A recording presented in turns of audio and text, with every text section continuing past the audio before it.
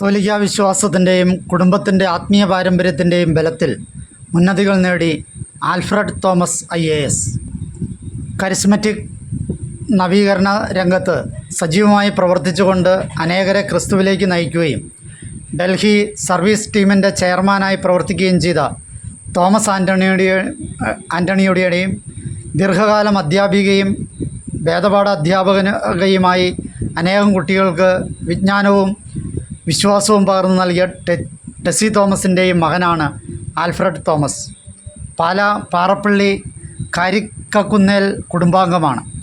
Thomas Antony ഡൽഹിയിൽ freelance കൺസൾട്ടൻ്റായും ഡൽഹി അതിരൂപതയുടെ കീഴിൽ സോഷ്യൽ വർക്ക് ഡിപ്പാർട്ട്മെൻറ്റിൽ പ്രോഗ്രാം മാനേജരായും ജോലി ചെയ്യുകയായിരുന്നു. അമ്മ ആലക്കളത്തിൽ ടെസ്സി തോമസ് ഡൽഹി സെൻറ്റ് ജോൺസ് അക്കാദമിയിൽ അധ്യാപികയായിരുന്നു. മാതാപിതാക്കളോടൊപ്പം ഡൽഹിയിലാണ് ആൽഫ്രഡ് വളർന്നത്. ആൽഫ്രഡ് തോമസിൻ്റെ ആദ്യ ബർത്ത്ഡേ മാതാപിതാക്കൾ ആഘോഷിക്കാൻ തിരഞ്ഞെടുത്തത് ഒരു അനാഥാലയത്തിലെ കുട്ടികളോടൊപ്പമായിരുന്നു. ആൽഫ്രഡിന് ഓർമ്മയില്ലെങ്കിലും ആദ്യ ബർത്ത്ഡേ ആഘോഷത്തിലൂടെ തന്നെ മാതാപിതാക്കൾ പകർന്നു നൽകിയ പങ്കുവയ്ക്കലിൻ്റെയും കരുതലിൻ്റെയും മാതൃക ആൽഫ്രഡിൻ്റെയും ജീവിതശൈലിയായി മാറി. ആൽഫ്രഡിന് ഓർമ്മ വെച്ച കാലം മുതൽ വീട്ടിൽ എത്ര സാമ്പത്തിക ഞെരുക്കമുണ്ടെങ്കിലും ദശാംശം മുടങ്ങാതെ കൊടുത്തിരുന്നു. വീട്ടിലെ വേസ്റ്റ് എടുക്കുവാൻ വരുന്നവരോടും വീട്ടിൽ വരുന്ന പാവപ്പെട്ടവരോടും ഒന്നും മറ്റ് പല കുടുംബങ്ങളും പെരുമാറുന്നത് പോലെയല്ല തൻ്റെ വീട്ടിലുള്ളവർ പെരുമാറുന്നത് എന്നുള്ളത് ആൽഫ്രഡ് ചെറുപ്പത്തിലെ ശ്രദ്ധിച്ചു. സമൂഹം മാറ്റി നിർത്തുന്നവരെയും വലിയ പരിഗണന നൽകാത്തവരെയും മാന്യമായി സ്വീകരിക്കുകയും അവർക്ക് വേണ്ട ഭക്ഷണവും വെള്ളവുമെല്ലാം നൽകുകയും ചെയ്യുന്ന മാതാപിതാക്കളുടെ മാതൃക കണ്ടാണ് ആൽഫ്രഡ് വളർന്നു വന്നത്. വീട്ടിൽ താൻ കണ്ടുവളർന്ന അന്തരീക്ഷത്തെക്കുറിച്ച് ആൽഫ്രഡിൻ്റെ വാക്കുകൾ ഇങ്ങനെ: ആർക്കെങ്കിലും എന്തെങ്കിലും ആവശ്യമുണ്ടായാൽ, വീട്ടിൽ കുറച്ച് ബുദ്ധിമുട്ടുണ്ടായാലും അവരെ സഹായിക്കാൻ അപ്പനും അമ്മയും എപ്പോഴും ശ്രദ്ധിച്ചിരുന്നു. മറ്റുള്ളവരെ സഹായിക്കുക എന്നത് കുടുംബത്തിലൊരു ജീവിത ശൈലിയായിരുന്നു. ഇങ്ങനെയുള്ള കുടുംബാന്തരീക്ഷത്തിൽ വളർന്നു വന്നതുകൊണ്ടാകണം സ്വകാര്യ മേഖലയിൽ ജോലി ചെയ്താൽ വലിയ ശമ്പളം നേടാം എന്ന് എല്ലാവരും പറയുമ്പോഴും എനിക്കതിനോട് വലിയ ആകർഷണം തോന്നിയില്ല. മാന്യമായി ജീവിക്കാനുള്ള ശമ്പളം വേണം, അതിനപ്പുറം വലിയ സമ്പന്നനാകണമെന്ന ആഗ്രഹം എനിക്കില്ലായിരുന്നു. കൂടെയുള്ള പലരും മറ്റു ജോലികൾ തേടിയപ്പോഴും പണത്തോട് അമിതമായ താല്പര്യം തോന്നാതിരുന്നതും സാമൂഹിക പ്രതിബദ്ധതയ്ക്ക് ഊന്നൽ കൊടുക്കാൻ കഴിഞ്ഞതും ആൽഫ്രഡിൻ്റെ IAS സ്വപ്നത്തിന് കരുത്തു പകർന്നു. ചെറുപ്പം മുതൽ പഠനത്തിൽ മികവ് പുലർത്തിയിരുന്ന ആൽഫ്രഡ് ദേവാലയ ശുശ്രൂഷകളിൽ സജീവമായി പങ്കെടുത്തിരുന്നു.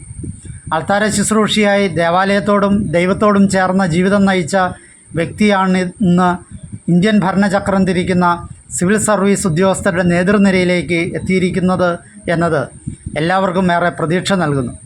മുതിർന്നപ്പോൾ യുവജന കൂട്ടായ്മയായ YU4C youth United for Christ എന്ന യുവജന സംഘടനയിൽ അംഗമായി.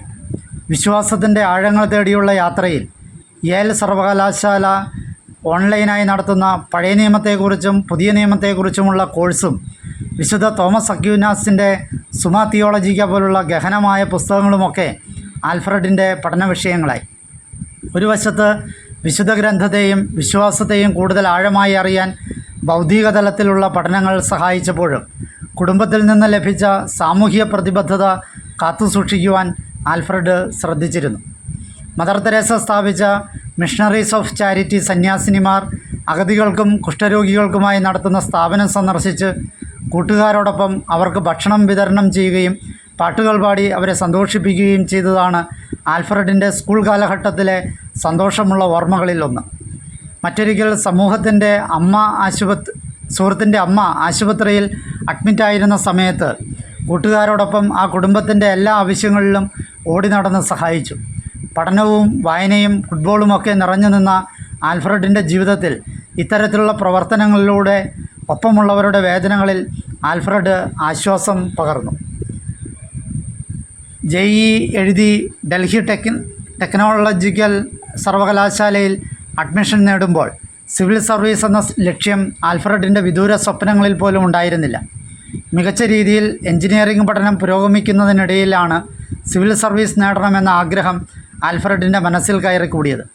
സിവിൽ സർവീസ് പരീക്ഷയ്ക്ക് എഴുതാനുള്ള തീരുമാനമെടുത്തപ്പോൾ തന്നെ പിതാവ് തോമസ് ആൻ്റണിയുടെ സുഹൃത്തായ ഒരു വൈദികൻ ഇതിന് പ്രോത്സാഹനം നൽകുകയും 5-6 വർഷം നീണ്ട പരിശീലനത്തിന് തയ്യാറെടുക്കുവാൻ സജ്ജനാക്കുകയും ചെയ്തു. മുൻപ് IAS നേടിയവരുടെ അനുഭവങ്ങൾ ഈ യാത്രയിൽ ആൽഫ്രഡിന് ഏറെ ഗുണം ചെയ്തു. മുൻ വർഷങ്ങളിൽ സിവിൽ സർവീസ് പരീക്ഷയിൽ 1-ാം സ്ഥാനം നേടിയവർ ഉൾപ്പെടെയുള്ള പലരും ദീർഘനാളത്തെ ശ്രമത്തിനു ശേഷമാണ് IAS എന്ന സ്വപ്നത്തിലേക്ക് എത്തിയത് എന്ന് മനസ്സിലാക്കിയതിനാൽ നീണ്ട പരിശീലന കാലയളവിനായി ആൽഫ്രഡ് മാനസികമായി തയ്യാറെടുത്തു. എഴുതിയ എല്ലാ സിവിൽ സർവീസ് പരീക്ഷകളിലും പ്രിലിമിനറി എക്സാം പാസ്സായ ആൽഫ്രഡ് 4-ാമത്തെയും 5-ാമത്തെയും തവണ മെയിൻ എക്സാമും പാസ്സായി ഇൻ്റർവ്യൂവിൽ പങ്കെടുത്തു.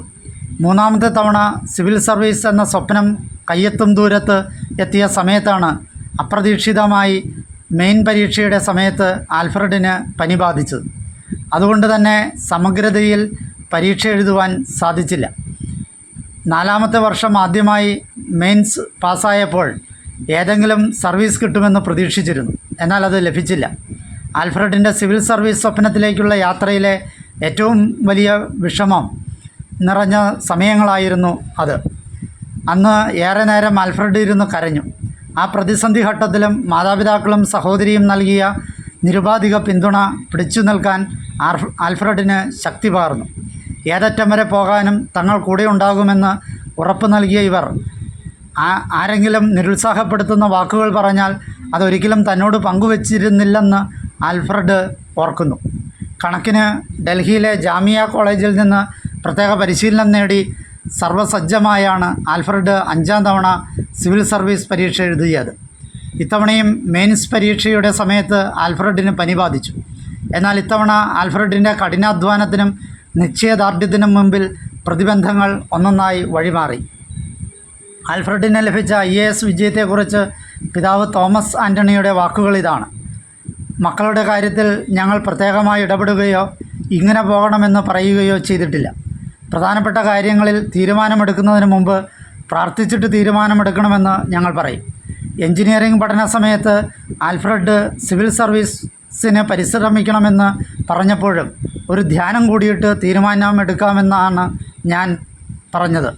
അങ്ങനെ പ്രാർത്ഥിച്ചെടുത്ത തീരുമാനമായതുകൊണ്ട് തന്നെ പ്രതിസന്ധികൾ ഉണ്ടായപ്പോഴും അത് ഞങ്ങളെ തളർത്തിയില്ല. ആൽഫ്രഡിന് 5-6 വർഷമായിട്ടും സിവിൽ സർവീസിന് കിട്ടാതെ വന്നപ്പോൾ ഞങ്ങളെ അത് വിഷമിപ്പിച്ചിരുന്നു. പ്രത്യേകിച്ചും പരീക്ഷയുടെ അടുത്ത ദിവസങ്ങളിൽ ആൽഫ്രഡിന് പനിയും അസ്വസ്ഥതയും ഉണ്ടായിരുന്നു. എങ്കിലും ദൈവഹിതപ്രകാരമെടുത്ത തീരുമാനമായതിനാൽ ദൈവം അനുഗ്രഹിക്കുമെന്ന് ഞങ്ങൾ വിശ്വസിച്ചു.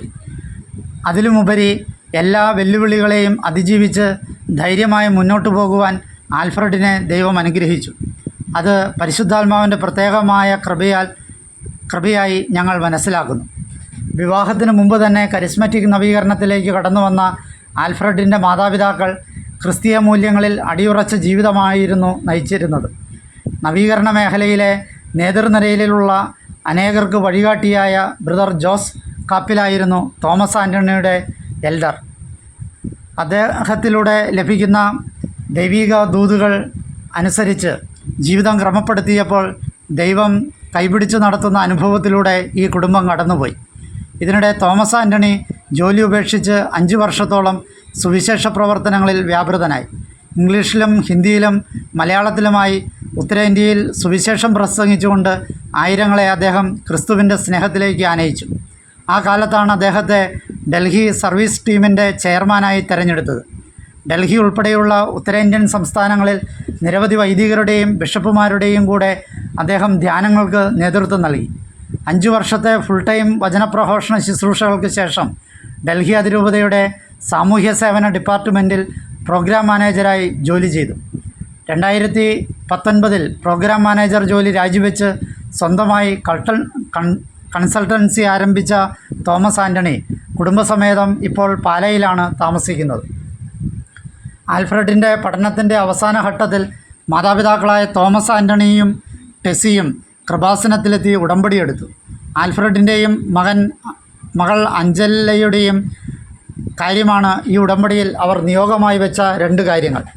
ഡൽഹി UPSC ആസ്ഥാനത്തായിരുന്നു അവസാനവട്ട ഇൻ്റർവ്യൂ. അന്നായിരുന്നു അമേരിക്കൻ പ്രസിഡന്റ് ഡൊണാൾഡ് ട്രംപ് പകരച്ചുങ്കം പ്രഖ്യാപിച്ചത്. അതുൾപ്പെടെയുള്ള ചോദ്യങ്ങൾക്ക് ആൽഫ്രഡ് ആത്മവിശ്വാസത്തോടെ മറുപടി നൽകി. ആൽഫ്രഡിൻ്റെ പരീക്ഷയുമായി ബന്ധപ്പെട്ട പ്രധാനപ്പെട്ട ദിവസങ്ങളിലെല്ലാം പരിശുദ്ധ മറിയത്തിൻ്റെ സാന്നിധ്യം മുല്ലപ്പൂവിൻ്റെ സുഗന്ധമായും മഴവില്ലായുമൊക്കെ അനുഭവിക്കാനായെന്ന് അമ്മ ടെസി പറയുന്നു. ആൽഫ്രഡ് മികച്ച റാങ്കോടെ IAS നേടിയപ്പോൾ മകൾ അഞ്ജല ആദ്യ പരിശ്രമത്തിൽ തന്നെ CA ഇൻ്റർ പാസ്സായി. ആധ്യാത്മിക നവീകരണ അനുഭവത്തോടൊപ്പം ഉടമ്പടി അനുഭവവും കൂടിയായപ്പോൾ ആഗ്രഹിച്ചതിലപ്പുറമുള്ള വിജയം നൽകി ദൈവം ഇവരുടെ ജീവിതത്തെ അനുഗ്രഹിക്കുകയായിരുന്നു. ദൈവരാജ്യ ശുശ്രൂഷയ്ക്കായി ജീവിതം നൽകിയ മാതാപിതാക്കളുടെ സമർപ്പണത്തിന് സ്വർഗം ചാർത്തിയ കയ്യൊപ്പ് പോലെ കേരളത്തിൽ നിന്നുള്ള ഏറ്റവും ഉയർന്ന റാങ്കുമായാണ് സിവിൽ സർവീസിലേക്ക് ആൽഫ്രഡ് പ്രവേശിക്കുന്നത്. സഹജീവികളോടുള്ള കരുതലും സാമൂഹ്യ പ്രതിബദ്ധതയും കാത്തുസൂക്ഷിക്കുന്ന ഈ യുവ IAS ഉദ്യോഗസ്ഥനിലൂടെ നാടിനും സമൂഹത്തിനും ലഭിക്കാൻ പോകുന്ന നന്മകൾക്കായി നമുക്ക് കാത്തിരിക്കാം.